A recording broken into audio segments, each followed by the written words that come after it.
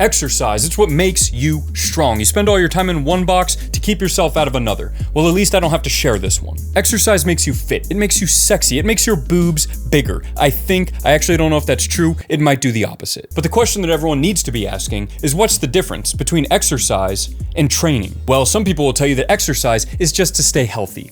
Wrong. That's just what people tell themselves so they have a reason to get off their lazy ass for 5 minutes to get another Coke Zero out of the fridge while they play World of Warcraft in their mother's basement. No, exercise is for fun. Exercise is when you and the boys go to the local rec center to play a game of pickup basketball. But chances are anyone who watches this channel doesn't know what that means. So, exercise is when you smoke too much weed and spend 6 hours climbing 5-foot tall rocks until you pass out in a van. But this all begs the question, if exercise is for fun, then what's training? Training is exercise with a purpose.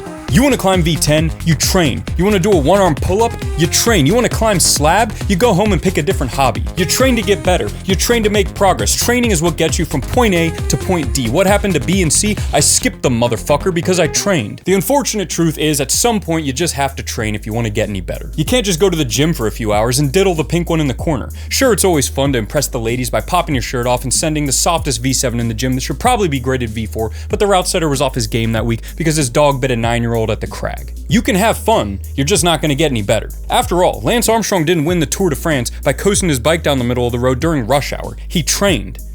And did a shit ton of drugs. Now, me personally, I haven't trained in over a year. Ever since the YouTube channel started doing well, I've been more preoccupied with speedrunning Dark Souls than training rock climbing. Come on, yes, you fucking idiot. Fuck. But lately I've been knowing a glob of gelatinous liquid fat that's been growing on my stomach, and it's concerning me. This thing was forged in the fires of Dr. Pepper and Mountain Dew, forming an unholy union. So I decided it was time to get back in the gym with a purpose. Thankfully, a good friend of mine is a slightly stronger climber than me, and he has the perfect training routine for me to follow.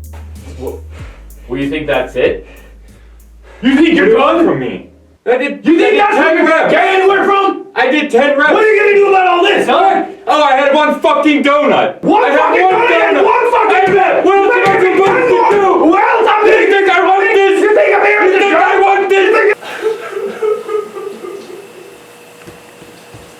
It goes a little something like this. Day 1, climb a lot of shit. Day 2, campus a lot of shit. Day 3, climb hard shit. That's it.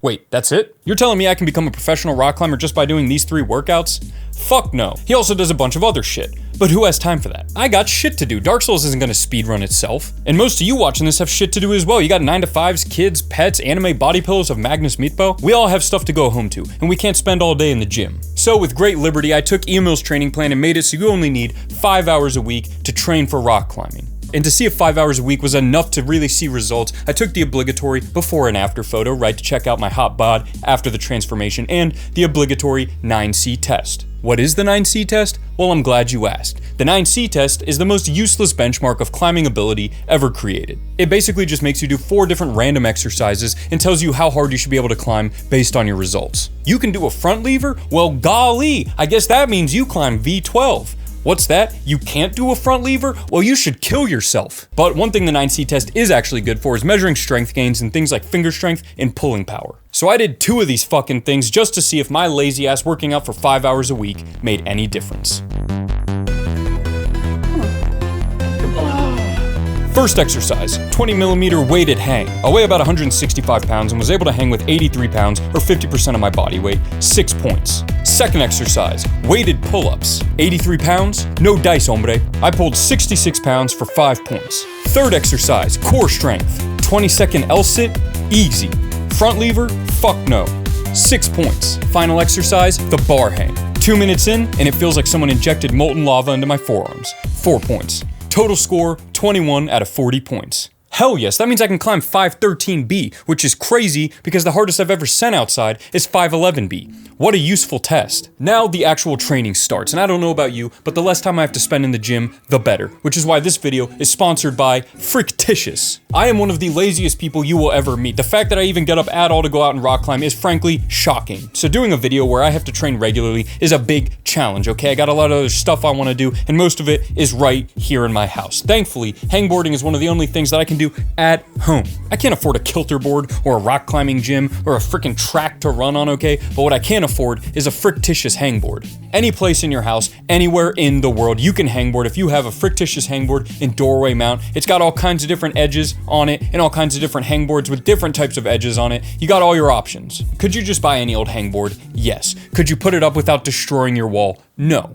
Let me tell you a little story. In the last place I was renting, there was a nice little overhang in the hallway that I thought would be perfect for a hangboard. So I went to REI or wherever and bought a hangboard, drilled it into the wall, and I noticed while I was drilling it, there was this weird metallic sound, which I thought was just the natural sound of a metal screw screwing into drywall. It turns out that the reason for this overhanging little section was that there was a vent there that I had drilled into. Now this was all fine and dandy while the hangboard was still up, but when it was time to move out, I had to take the hangboard down. This left multiple giant screw holes in the wall and subsequently the vent, which now leaked air into the room. Needless to say, I did not get my security deposit back. So don't be like me, be better than me, get a fictitious hangboard, don't worry about any of the fuss or the drilling or any of that, just hang it up and hangboard whenever you want. If you click the link in the description below, you can get 20% off any hangboard with the purchase of a doorway mount. Wow, I gotta say that's one hell of a deal. So click the link in the description, check out some hangboards, and now let's get into the most intense training montage you've ever seen.